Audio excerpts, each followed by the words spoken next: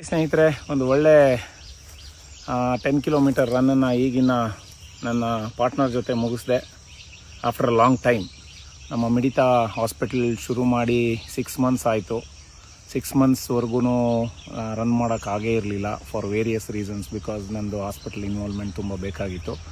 So ಹಾಗಾಗಿ ಈಗ ಸ್ವಲ್ಪ ಸಮಯ ಮಾಡಿಕೊಂಡು ತುಂಬ ದಿನ ಆದಮೇಲೆ ನಮ್ಮ ಫೇವ್ರೆಟ್ ಪ್ಲೇಸ್ ಆದ ಡಿಗೆ ರನ್ನಿಗೆ ಬಂದಿದ್ದೀವಿ. ಒಳ್ಳೆ beautiful run.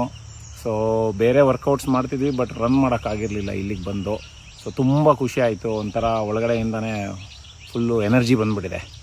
So just wanted to share few things. ಈಗ ನನ್ನ ಪೇಷಂಟ್ಸ್ ಬರ್ತಾರೆ, ಭಾಳ ಜನ ಹೇಳ್ತಾರೆ. ಅಫ್ಕೋರ್ಸ್ ದಪ್ಪ ಇರೋರಿಗೆಲ್ಲ ನಾನು ಎಕ್ಸ್ಪ್ಲೈನ್ ಮಾಡ್ತಾ ಇರ್ತೀನಿ, ವೆಯ್ಟ್ ಲಾಸ್ ಮಾಡಬೇಕ್ರಿ ಹಾಗೆ ಹೀಗೆ ಅಂತ. ಎಲ್ಲರೂ ಒಂದೇ ಹೇಳೋದು, ಸರ್ ನಾಳೆಯಿಂದ ನಾನು ವಾಕ್ ಮಾಡಿಬಿಟ್ಟು ವೆಯ್ಟ್ ಲಾಸ್ ಮಾಡಿಬಿಡ್ತೀನಿ ಅಂತ. ಕಾನ್ಸೆಪ್ಟ್ಸ್ ಅರ್ಥ ಮಾಡ್ಕೋಬೇಕಾಗತ್ತೆ. ಅಫ್ಕೋರ್ಸ್ ನಾನು ಅದೇ ಅಂದ್ಕೊಂಡಿದ್ದೆ, ವಾಕ್ ಮಾಡಿದ ತಕ್ಷಣ ವೆಯ್ಟ್ ಲಾಸ್ ಆಗುತ್ತೆ ಅಂತ. ನೋ. ಸೊ ವೆಯ್ಟ್ ಲಾಸ್ ಆಗಬೇಕು ಅಂತಂತಂದರೆ ಕ್ಯಾಲೋರಿ ಡೆಫಿಸಿಟ್ ಇರಬೇಕು ನಮ್ಮ ಆಹಾರದಲ್ಲಿ. ವೆಯ್ಟ್ ಲಾಸ್ ಆಗೋದು ಅಡುಗೆ ಮನೆಯಲ್ಲಿ. ನಾವು ತೊಗೊಂಡಂತಹ ಆಹಾರದಲ್ಲಿ ಇರ್ತಕ್ಕಂಥ ಶಕ್ತಿಯನ್ನು ನಾವು ಎಷ್ಟು ಖರ್ಚು ಮಾಡ್ತೀವಿ ಅನ್ನೋದ್ರ ಮೇಲೆ ಡಿಪೆಂಡ್ ಆಗುತ್ತೆ.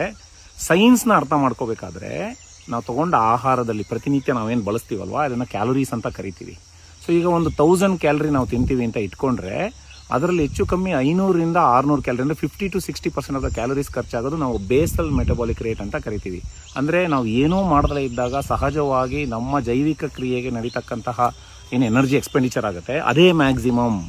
ಅದು ಬಿಟ್ಟರೆ ನೆಕ್ಸ್ಟ್ ಥಿಂಗ್ ಈಸ್ NEAT ಅಂತ ಕರಿತೀವಿ, ನಾನ್ ಎಕ್ಸಸೈಸ್ ಆಕ್ಟಿವಿಟಿ ಥರ್ಮೋಜೆನಿಸಿಸ್ ಅಂತ.